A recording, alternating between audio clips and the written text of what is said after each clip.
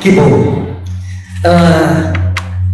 Apesar de ser sábado, nós estamos compartilhando pelo Facebook, porque é a quarta mensagem de uma série. A jornada cristã número 1 começou em Gilgal. Profeta Elias e profeta Eliseu saíram de Gilgal.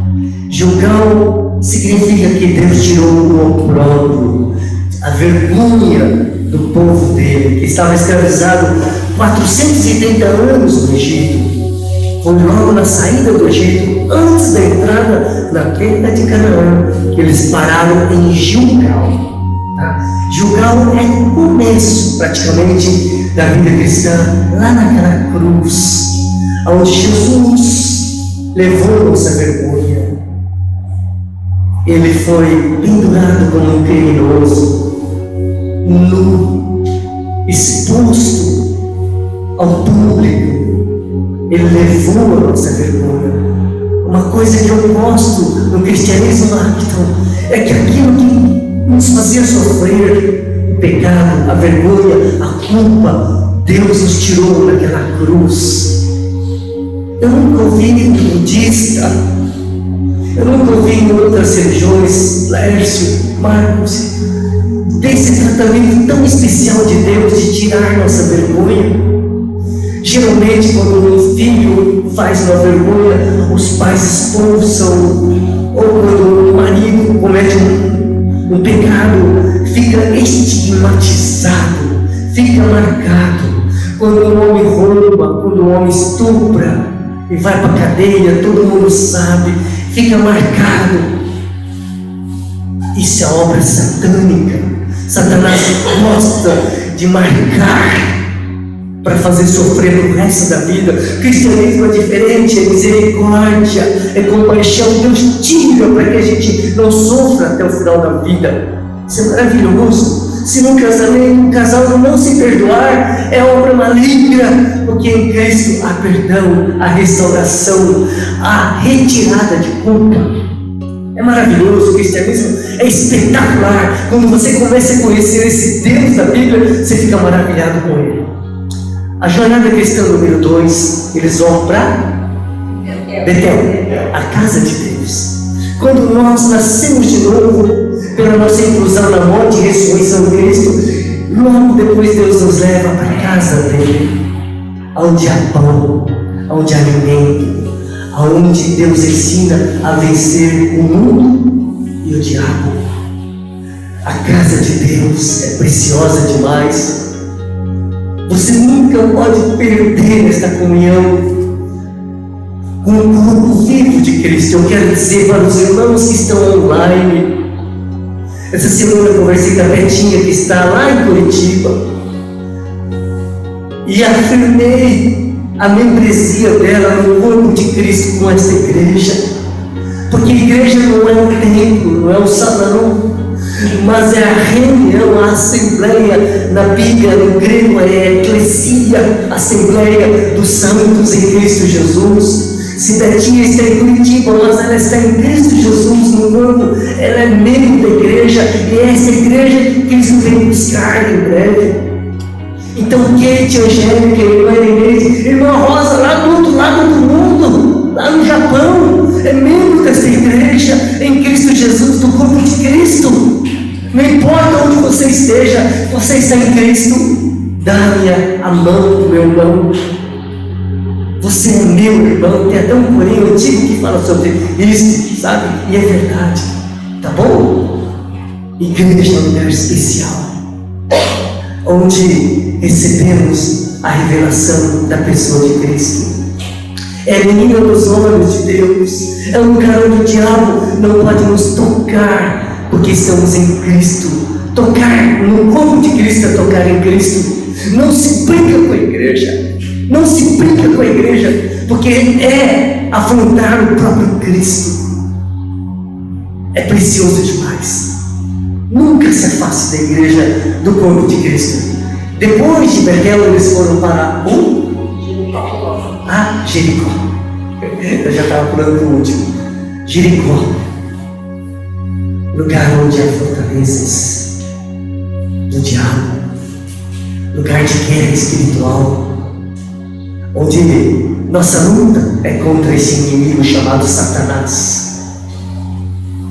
A Bíblia coloca ele como inimigo, como ladrão, como assassino, como destruidor, como sedutor. Na nossa jornada para o céu, nós encontramos oposição satânica, sim. Eu não acredito numa vida de crente que até a morte é tudo calmaria, que não tem batalhas. Temos batalhas, sim, mas Deus nos dá armas espirituais para vencermos o diabo. O diabo é um inimigo já vencido lá naquela cruz. Meus irmãos, não se vence o diabo com gritos e batida de pé e grito. Não tem nada a ver. A Bíblia não ensina certas coisas que são feitas dentro das igrejas. A Bíblia não ensina, Jesus não ensina dessa maneira. O exemplo de Jesus é vencer o diabo lá naquela cruz. Colossenses capítulo 2 fala sobre isso. Tá bom? Deus nos ensina a vencermos a carne. Em julgar o povo foi circuncidado para ser o povo de Deus. Vencemos esse inimigo terrível chamado carne, porque a carne é que traz um monte de estrago na nossa vida, desde criança. Quando a criança é muito carnal, apanha, fica de castigo, sofre. Quando já começa a ficar jovem, já quer ir para o pecado, semeando tristezas, dores e derrotas para o casamento. O casamento começa lá na adolescência, lá na juventude. Tem que cuidar. Não é só depois da cerimônia, já começou antes. Muita gente não sabe. A carne destrói casamentos, brigas, ira, discórdia, dissensões, facções, divisões, separação. Tudo é carne. A carne é soberba, a carne é mentira, é ira, é um inimigo que mora com a gente não sabe. Toda vez que a carne quer agir, é inimiga. Mas a cruz resolve o problema da carne. Uma pessoa crucificada, ela não satisfaz os desejos da carne. Gálatas 5:24 fala, né? Eu gosto, porque na jornada cristã tem uma cruz diária. E pela cruz nós podemos vencer todos os inimigos até chegar no céu. Já passamos por Jordão, por Betel, por Jericó e finalmente nós chegamos no Jordão, o Rio Jordão. O Rio Jordão. Jornada cristã número 4. Começa agora e vai terminar essa série. Tá bom? Terminamos passando por Jordão. Ok? Bom, só revisando mais uma coisinha. A nossa jornada cristã, nós passamos pela cruz, onde nós somos justificados pelo sangue do Senhor, onde nós nascemos de novo, e as coisas antigas ficam para trás, tudo se faz novo. A vergonha, a iniquidade que nós carregávamos antes da cruz é retirada, é levada pelo Senhor. A graça que nos traz a comunhão com a igreja de Cristo nos leva à comunhão com os irmãos, nos leva a usarmos as armas espirituais para vencermos o adversário. São etapas da vida cristã. Na vida cristã tem que haver essas coisas: novo nascimento, justificação, regeneração, tem que haver a santificação. São etapas importantes. A vida cristã não é ficar pacato, toda a vida parado, sem transformação. Tem mudanças. Vida cristã é dinâmica, é frutífera, é vencedora, é transformadora, é libertadora. Tem que haver libertação, sim. Você não pode ser aquele crente escravo do pecado sempre. Tem que haver mudança. Isso é vida cristã. Eu amo a vida cristã. Eu não encontro outra religião neste mundo melhor que faça todas essas coisas. Eu posso conversar com um líder de qualquer religião e posso provar que o cristianismo é a melhor por causa dessas coisas aí. Bom, muitos ainda estão passando ali por Jericó, por Gilgal, muitos ainda vão passar pela cruz, muitos ainda virão nesta igreja, mas vão passar por essas etapas, e todos vão passar por Jordão. O rio, biblicamente falando, Laércio, significa morte. Que palavra linda, Silvana, morte, morrer. Que coisa linda, Márcia, é demais, demais. Jordão, biblicamente, simboliza a morte. Aleluia! Esse amigo é muito fraquinho. Eu gosto do cristianismo que começa a tirar conceitos errados que nós recebemos do mundo e do diabo. Quando você começa a entender, o que é o cristianismo, algumas coisas que traziam choque e medo e confusão na sua mente, começa a trazer paz, alegria, muita alegria. Quando você começa a entender, Marisa, começa a ter gozo na sua alma, aquele que você temia,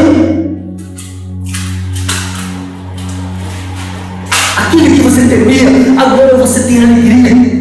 Quando você começa a entender verdadeiramente o Evangelho de Cristo. No batismo, quando você é imerso, quando eles entraram dentro do Rio Jordão para ser batizado, aquela água era a morte que envolvia a pessoa, é colocado dentro da morte. Batismo é isso, quando você mergulha, aquilo simboliza a morte. E quando você sai, simboliza a ressurreição, vida. Batismo, você não fica o tempo todo só na morte. Você sai da água para uma nova vida, né? Tem esse sentido o batismo. Mas o Jordão aqui, nessa última etapa da jornada cristã, simboliza a morte física. Você para de respirar, seu coração para de bater, seus olhos fecham e sua mão se abre. Não tem mais oxigenação.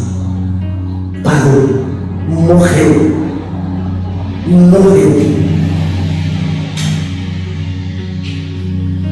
É o fim deste mundo e neste corpo. E todos precisam passar pelo Jordão. Você vai passar. Você vai morrer. Nossa, pastor, não estou falando, é Bíblia. E isso é necessário, é bom. E você vai entender daqui a pouco por que eu estou falando essas coisas chocantes. Quando o cristão passa pelo Jordão, depois ele vai ouvir a trombeta soar. Ele vai ressuscitar e vai ao encontro dos ares com o Senhor Jesus. Muitos irmãos nossos já passaram pelo Jordão, só estão esperando aquele grande dia. Nós também. Quando não sei, mas também. Após soar a trombeta, o cristão vai ressuscitar e vai receber um novo corpo glorificado. Porque esse aqui vai apodrecer, os bichos vão comer, só vai sobrar osso. O osso não vai subir.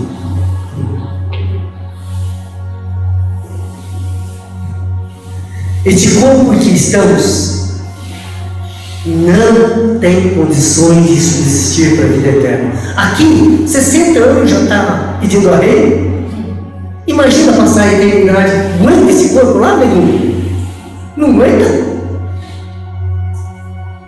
Como é que você quer segurar esse corpinho? Quantas mulheres sonham em segurar um corpinho bonito e não conseguem? É não? Não é não? E não vai conseguir. Nenhuma mulher. Aleluia. A mulher tem que saber que é um Deus, que ela é uma criatura. mas que Deus a ama e pode levá-la para ter um corpo glorificado, perfeito, sem dor, que nunca vai envelhecer. Ali sim ela pode ser feliz, não aqui. Aqui vai passar. A mulher pode ter muito dinheiro e tratar todo dia ir lá na cabeleireira, mas já pensou? Uma ricaça todo dia lá gastando R$2.000 por dia? Eita! Olha isso. Para você pode ser bom, para ela não vai adiantar muita coisa. Depois de 60, começa a aparecer, viu, Márcio? Não tem jeito. Começa a dar sinais. Pim, pim. Igual no carro, o painel azul, pim, pim. Começa a piscar. Não tem jeito. Começa a doer o joelho. Começa a ter vista fraca. Quem já fez assim? Não enxergou direito? Começa a esquecer.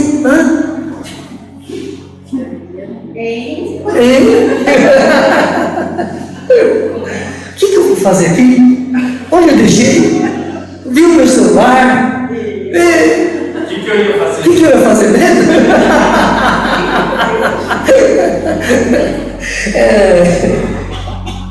Insônia.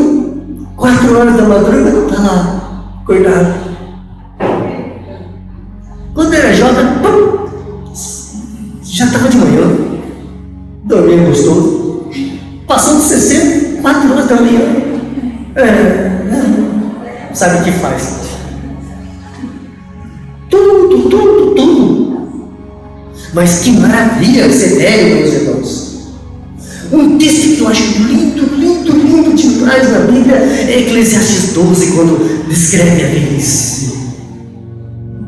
Os braços outrora fortes, agora, sabe, os olhos vão escurecendo, os moedores já. Tudo vai definhando e se acabando. É lindo. Olha, Deus deu a sabedoria para Salomão escrever Eclesiastes 12 sobre a velhice. Eu acho fantástico. Leiam depois. Que coisa linda a velhice. Linda demais. Quando começamos a entender o plano perfeito de Deus, nós nos alegramos diante de Deus. Ficamos maravilhados com os sinais da velhice. Que coisa boa. Antes de você chegar, eu mostrei para meus irmãos uma foto minha de 35 anos atrás, quando eu era recém-casado, com franjinha. Eu te mostro depois. Mas que bom. Olha, isso é bom demais. Gente, está chegando o dia. E sabe que o verdadeiro cristão se alegra com a velhice e com a proximidade da morte. Exemplo de cristão, apóstolo Paulo, 2 Coríntios capítulo 5, abra sua Bíblia, 2 Coríntios capítulo 5, versículos 1 e 2. 2 Coríntios capítulo 5, versículo 1 e 2. O apóstolo Paulo, mais velhinho lá, sofrido, conhecedor do Evangelho, ele não tinha medo e nem tristeza na sua velhice, com a aproximação da morte. Sabemos que, se a nossa casa terrestre, deste tabernáculo se fizer, ele está falando, eu sei que quando esse corpinho meu bater as botas, entendeu? Esse tabernáculo está falando do corpo dele, beleza? Temos da parte de Deus um edifício, não é mais um tabernáculozinho, é um edifício, casa não feita por mãos, mas é eterna, nos céus. E por isso, esse tabernáculozinho, esse corpinho aqui que já vai acabar, gememos, aspirando, desejando. Olha como é o cristão deseja, quer, sonha em ser revestido da nossa habitação celestial. Isso é cristianismo, viu? Se você está numa igreja onde as pessoas têm medo da morte, está faltando evangelho, está faltando salvação. Está faltando alguma coisa. Mas se numa igreja é pregada essa alegria da salvação, está certo, viu? Isso aqui tem que ser a coisa mais normal para o cristão. Não pode, as pessoas não podem ficar assustadas em ouvir esse tipo de palavra. Como tem alguns aqui hoje, que não estão meio assustados. Queria tanto que vocês dissessem, aleluia, glória a Deus, amém, concordo.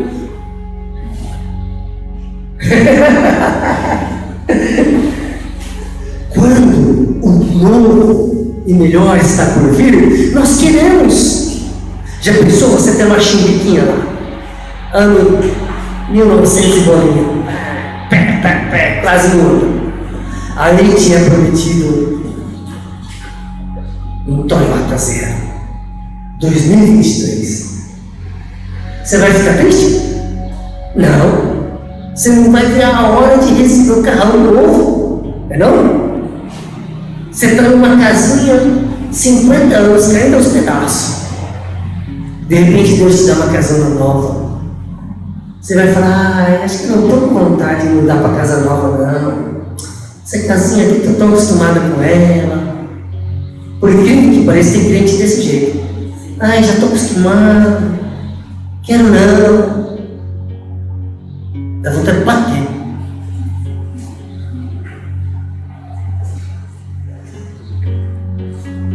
Laércio, geralmente eu uso chinelo havaiana em casa o dia inteiro. E geralmente meu chinelo dura 15, 18, sei lá quantos anos, ninguém não sabe. Não acaba, não relenta. E o último chinelo, Márcia, já tinha acho que passado uns 15 anos, sei lá quanto. Mas estava bom, tudo todo dia, nem percebo todo dia. Confesso que estava escorregadinho um pouquinho, já gasto, né? Gastou um pouquinho, porque resseca, a borracha sempre resseca. Só usar em casa. Aí, eu ganhei um novo. Você acha que eu fiquei fazendo cera para usar um novo? Rapidinho, meu irmão.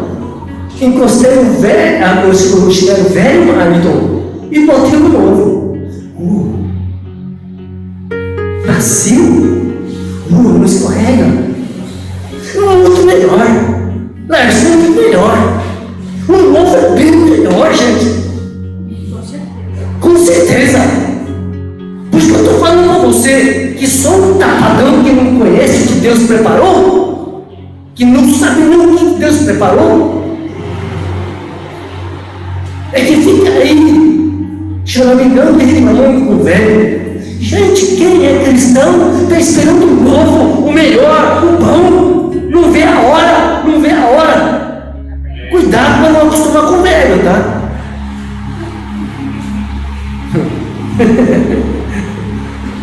Não esqueça que você tem um corpo glorificado à tua espera. Quando chega a hora, fique contente com a troca. Amém. Viu? Fica contente com a troca. Sabe o cachorro quando está com fome, você vai querendo trazer a comida, chega a babar lá, está babando, esperando você colocar a comida para avançar? Essa ansiedade, essa vontade, aspiramos, desejamos, né? Esse verbo aí, tá bom? A concupiscência da carne, que eu estava falando agora há pouco, né?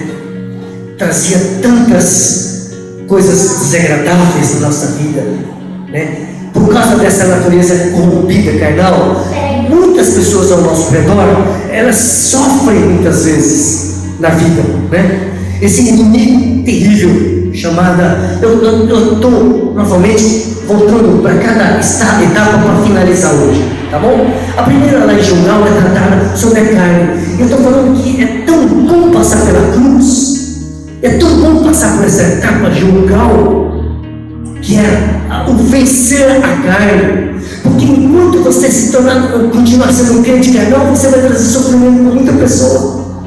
Quem aqui, por causa do seu pecado carnal, ira, orgulho, raiva, já deixou o próximo triste? Quem? Eu duvido que não tenha alguém aqui.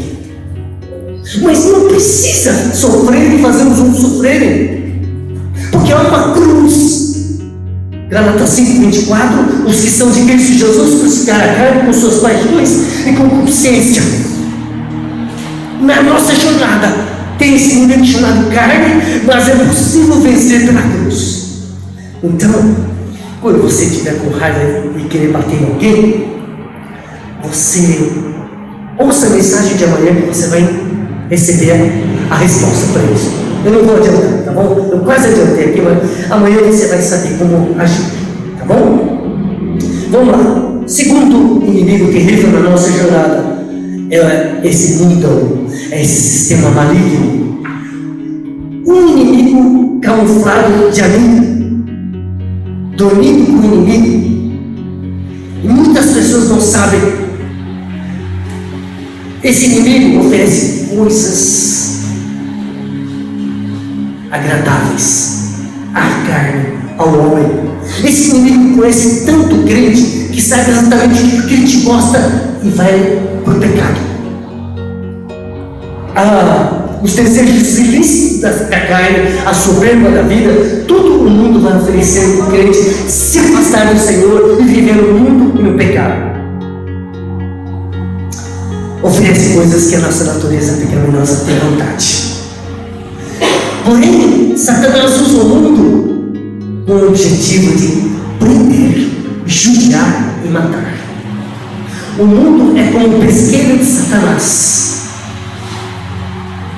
Satanás sabe pescar os homens através das coisas deste mundo, com iscas atraentes e agradáveis à vista do homem. Um dia lá, eu estava no pesqueiro e assim na minha esquerda tinha um casalzinho de velhos, de Marialva. O velhinho e a velhinha tirar pão assim de 1 quilo e pouco.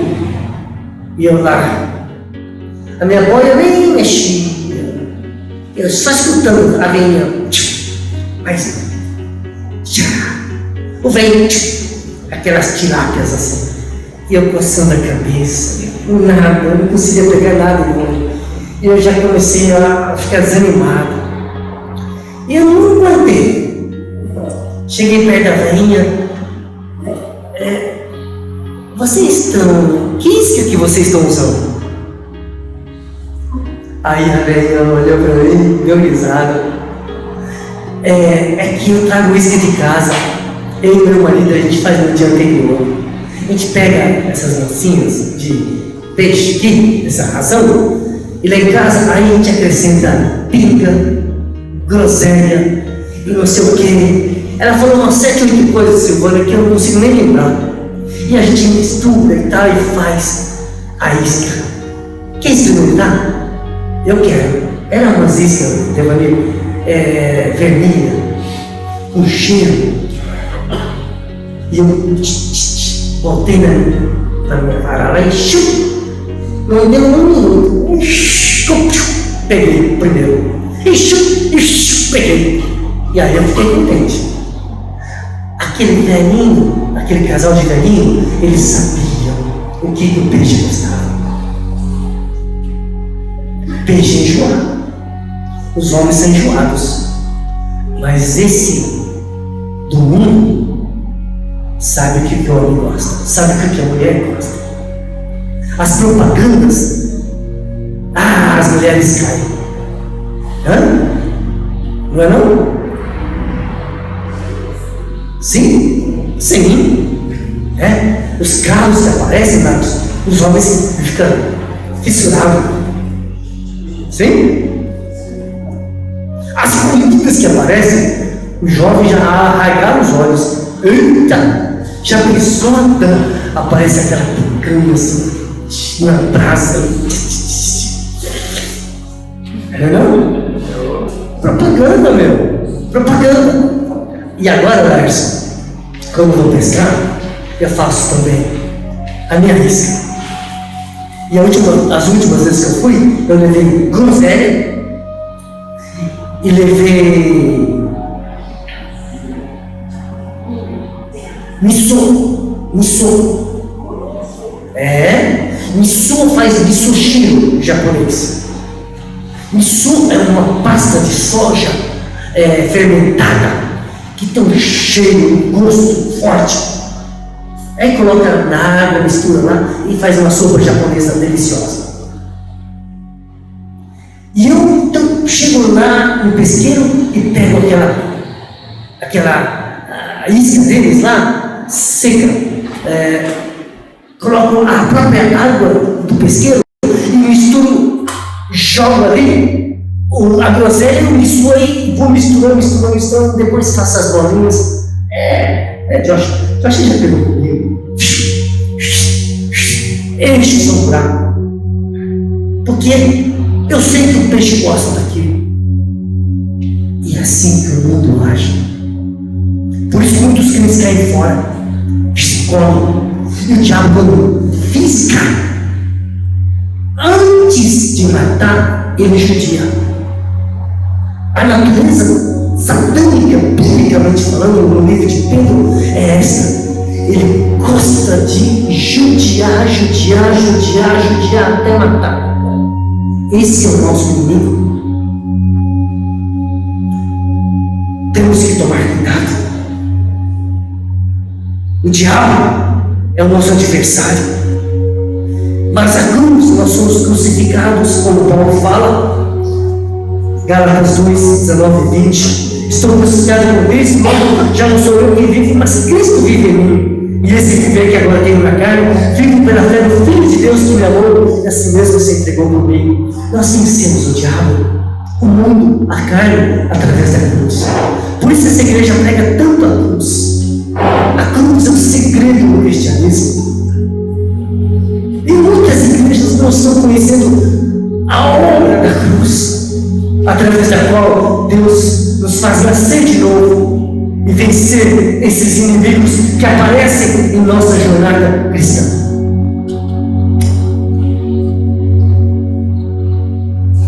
Por último, o nosso inimigo se chama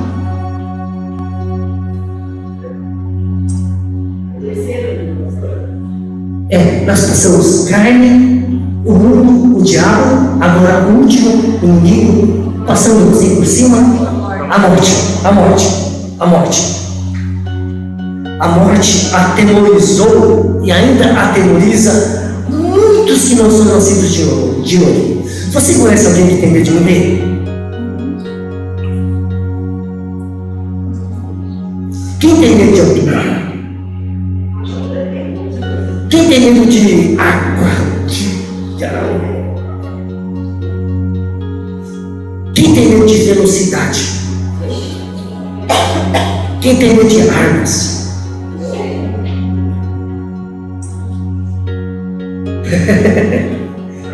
Medos. A humanidade vem sendo trazida escrava, cativa pelo medo da morte. Qualquer lugar do mundo vai ter gente que tem medo da morte. Todos os lugares, em todos os tempos, os homens viveram dentro de intenso pavor e insegurança devido à presença deste terrível inimigo chamado morte. Quantas pessoas no mato, ou naquela época que não tinha onde se esconder, ouvindo a aproximação dos inimigos, quantas pessoas tiveram medo, mas graças a Deus que Jesus veio nos salvar. Hebreus capítulo 2, versículos 14 e 15. Hebreus 2, 14 e 15.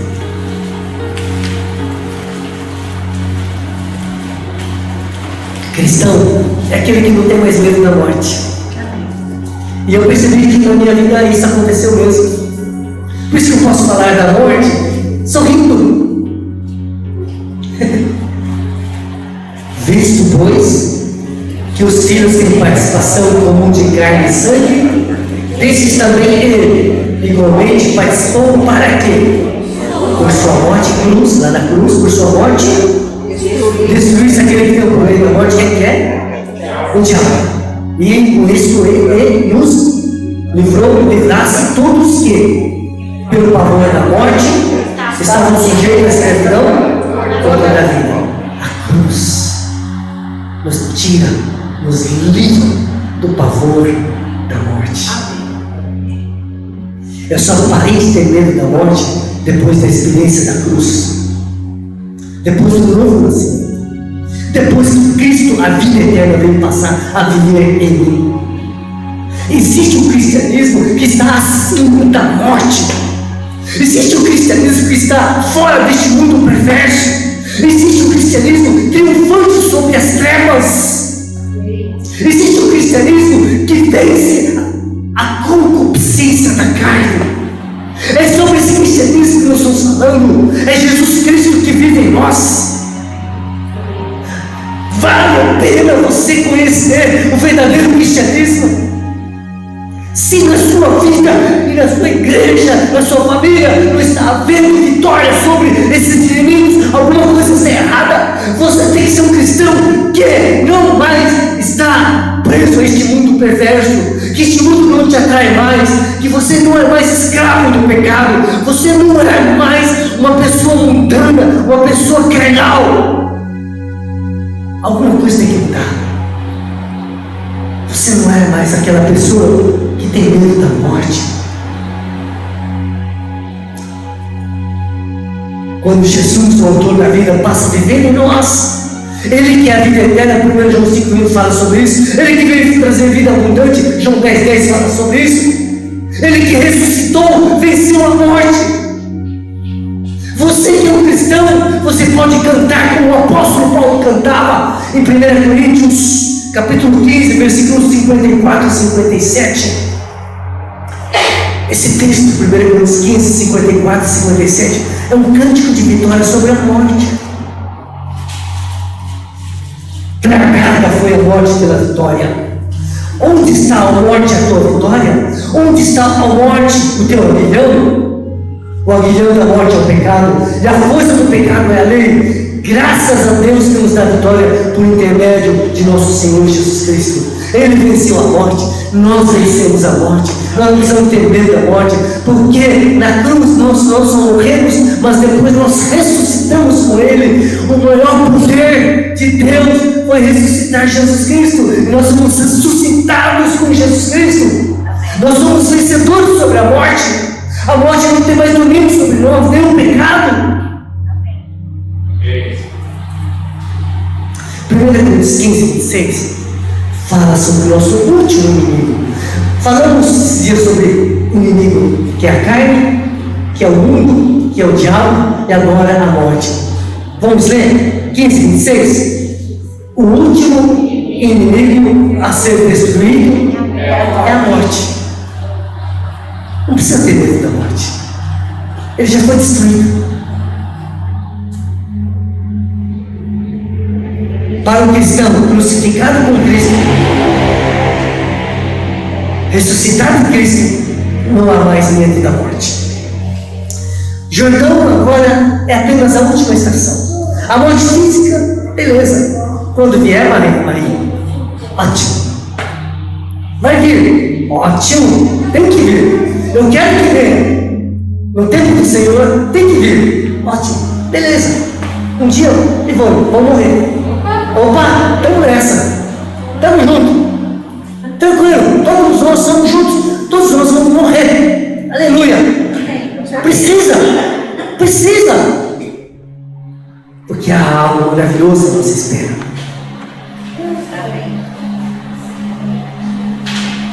O cristão tem uma plena esperança da vida eterna. Lá vai ser incomparavelmente melhor. Muito bom. O apóstolo Paulo, como servo, ele queria ficar para ajudar a igreja. Mas como cristão, ele queria ir para o céu. Porque lá, com Cristo, é incomparavelmente melhor, dizia ele. Filipenses 1:21. E a visão que Paulo tinha da morte, do cristianismo, do céu, é diferente da maioria dos crentes. O que eu estou falando bate com o que o Paulo fala, bate com o que a Bíblia fala, bate com as promessas de Deus. Por isso que eu estou falando dessas coisas dessa maneira tão clara, tão direta. Porque para Paulo, o morrer é lucro. Opa, se é lucro eu quero. Entendeu? Porque desde que começou eu estou falando que, amém, que vem a morte. É lucro. É Bíblia. E eu creio.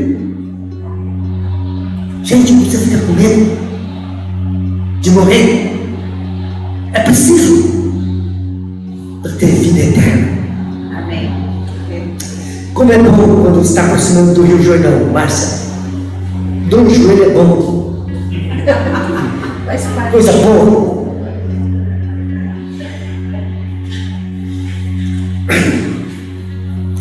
A morte não assusta aquele que já morreu com Cristo e ressuscitou com Ele para a vida eterna. O novo nascido não assusta mais. O Evangelho de Cristo traz consolo e esperança viva. Por isso que eu estou feliz com esta igreja. Porque Deus está dando o Evangelho para esta igreja. 1 Pedro, capítulo 1, versículo 3.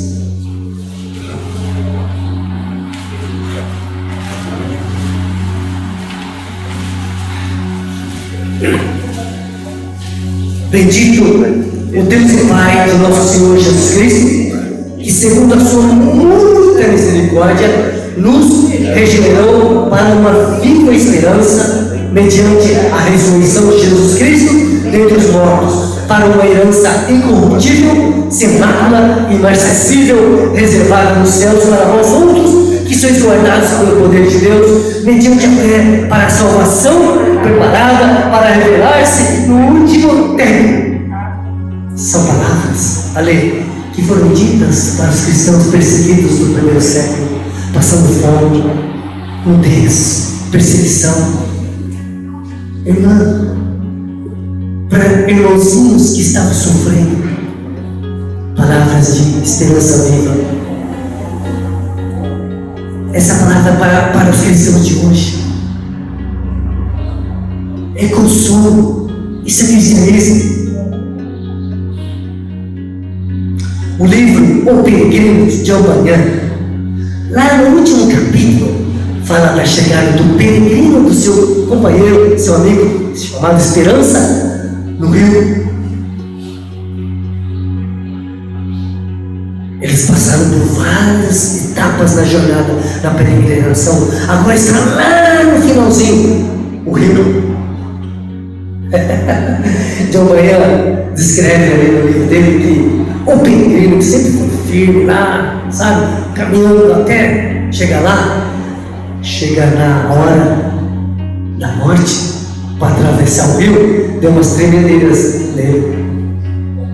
O rio era profundo, tinha que estar lá, ia morrer. Na hora da morte, deu uma tremedeira, mas a esperança, seu amigo, deu a maior força para ele. E eles atravessaram o rio, simbolizando a morte física. E do outro lado, eles viram seres angelicais vindo para recepcioná-los. E esses seres foram avisar o rei: peregrino, esperança, fiéis, justificados, regenerados, venceram, estão. E o rei deu ordem: abriu o portão, deixai-nos entrar. Peregrino, depois do rio, entrou na cidade celestial. E lá eles receberam uma veste resplandecente, uma coroa. Vinde, benditos do meu Pai, entra no gozo do Senhor. E lá estava, na glória do céu, após passar o rio Jordão. E lá eles ouviram um cântico: digno é o cordeiro que foi morto de receber o poder, a riqueza, a sabedoria, a força, a honra, a glória e o louvor. Meus irmãos, quando nós chegarmos lá, nós vamos, não sei se vai ter pelo no corpo, mas se tiver, vai ficar arrepiado. Vai ser coisa linda demais. O céu vai ser lindo não porque talvez tenha ruas de ouro, mas porque o rei está lá. O que você vai ouvir na boca do rei vai ser maravilhoso. O que o rei te mostrar vai ser maravilhoso. A própria glória do rei vai te deixar maravilhado.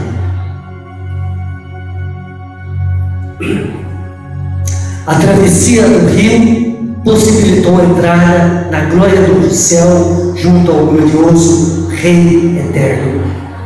O maravilhoso Senhor da cruz nos conduz em triunfo diante dos nossos inimigos na nossa jornada 1, 2, 3, 4. Por isso, como igreja, meus irmãos, vamos peregrinar felizes, confiantes e sem temor. Amém. Somos aqueles corredores que já avista a chegada. É assim que eu me vejo hoje, então. Depois dessa jornada cristã, estamos chegando perto do Rio Jordão. Estamos avistando o fim da jornada cristã. E no fim, o que os corredores fazem, Joshua?